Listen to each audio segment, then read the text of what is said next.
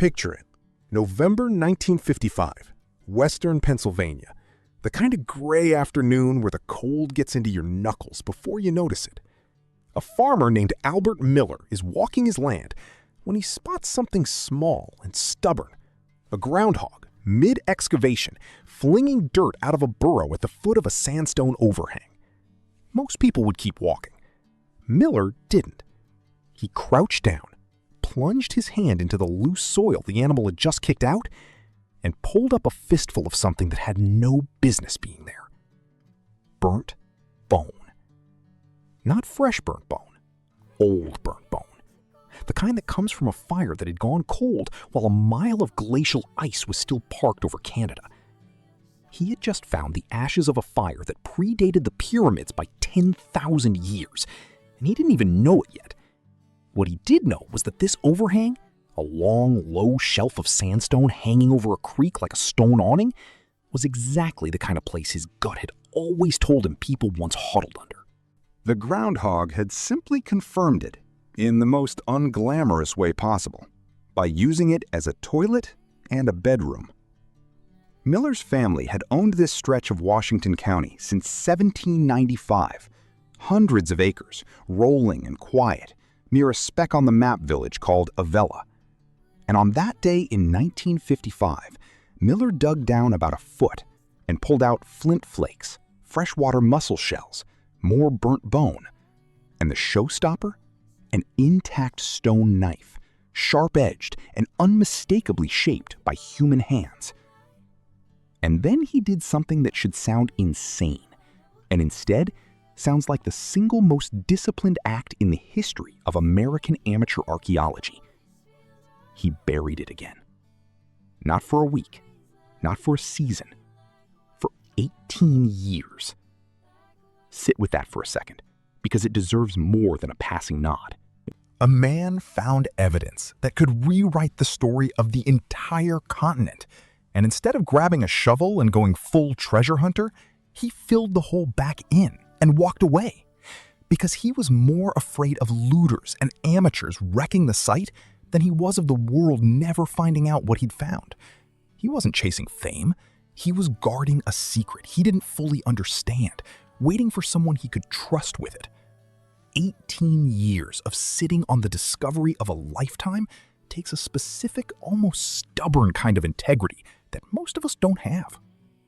That someone finally showed up in the spring of 1973 in the form of a 29-year-old, fairly green University of Pittsburgh professor named James Adovasio. He was hunting for a modest summer project, somewhere close, safe, and simple enough to run as a field school where undergrads could learn to hold a trowel without doing any damage. A local historian mentioned the farmer with the flint knife. Adovasio drove out, looked at what Miller had kept hidden for nearly 2 decades, and asked for permission to dig. Nobody involved thought they were about to detonate a landmine in their own discipline. Field schools are training wheels, not headline material. Students dig a little, log a little, learn the paperwork. Except the students kept digging, and the ground kept giving. The deposits under that overhang weren't a shallow smear of history. They were stacked like sediment in a canyon wall, one human occupation layered directly on top of the last, going down and down and down, each layer a little further back in time than the one above it. And that's when the site stopped being a teaching exercise and started being a problem. The first radiocarbon dates came back from a lab at the Smithsonian while the second dig season was still underway, and the numbers didn't just raise eyebrows, they landed on the front page of the Washington Post on August 4th, 1974.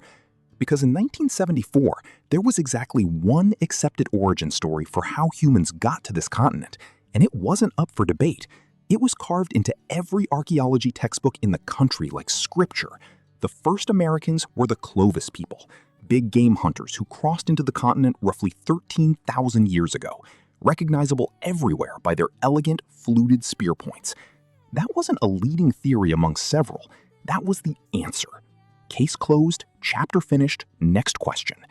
And the charcoal pulled from the bottom of a groundhog's toilet in rural Pennsylvania was older than that. considerably older. Over the following seasons, the excavation ballooned into one of the most obsessively careful digs North America had ever seen.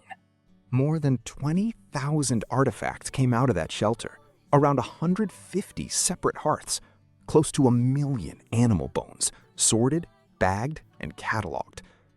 Buried among it all was a slim, elegant spear point that matched nothing in the Clovis toolkit. No fluting, no family resemblance.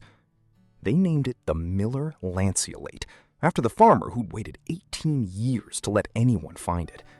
And they built out a radiocarbon sequence that remains, even today, brutally hard to dismiss.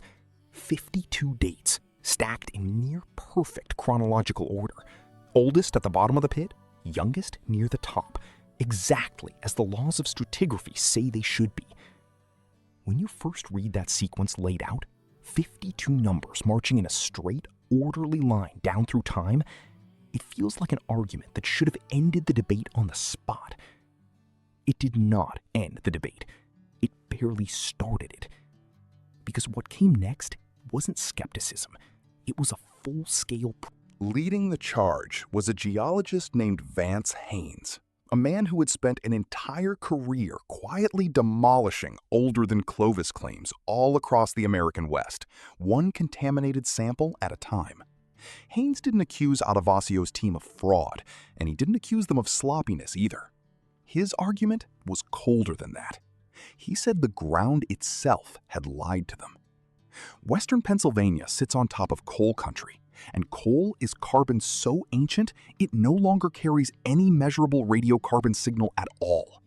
If even a whisper of dissolved coal had leached into those charcoal samples through groundwater seeping down through the rock, every date pulled from the bottom of that pit would read artificially, catastrophically old. Not by a little, by thousands of years. And then came the second punch, and this one landed harder than the first. If human beings really were camped under that rock overhang 16,000 years ago, they were doing it roughly 50 miles from the raw edge of an ice sheet a mile thick. The plants and animals scattered around their campfire should have told a story of tundra and cold-adapted survival. Spruce trees, caribou, mammoth, the whole frozen cast of the Ice Age. Instead, what came out of the ground was white-tailed deer, squirrel, oak, and hickory. A warm, leafy, temperate forest. The wrong ecosystem entirely, sitting where the wrong ecosystem had no right to exist. For most researchers, either one of those objections alone would have been a career-ending body blow. Adovasio got both, back-to-back, in public, for decades. So he didn't retreat.